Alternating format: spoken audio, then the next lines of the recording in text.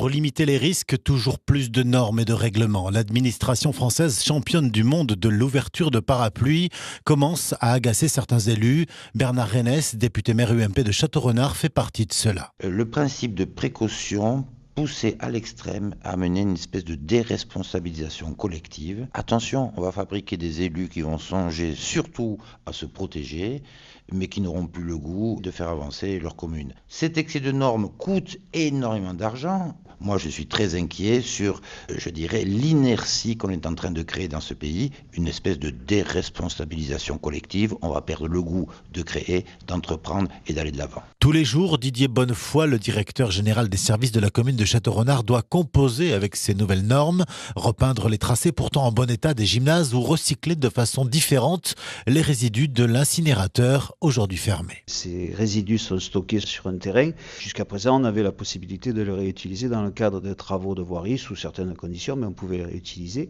Des normes nouvelles sont aujourd'hui apparues et désormais, donc, on ne peut plus réutiliser ces mâches fer. Il nous faut donc les transférer dans un site classé avec un coût exorbitant, puisque pour nous, ça représenterait une dépense de plus de 500 000 €. Il y a aussi des changements permanents en ce qui concerne les repas scolaires, avec des normes très précises pour chaque aliment.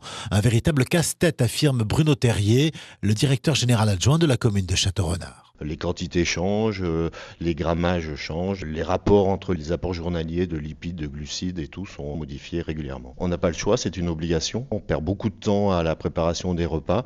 Là maintenant, c'est devenu très compliqué, voire très arithmétique. Il faut savoir qu'en France, le coût de l'inflation normative est estimé à 700 millions d'euros par an.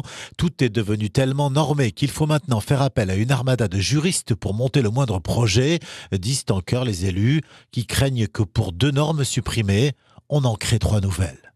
Marseille, Laurent Goria, France Info.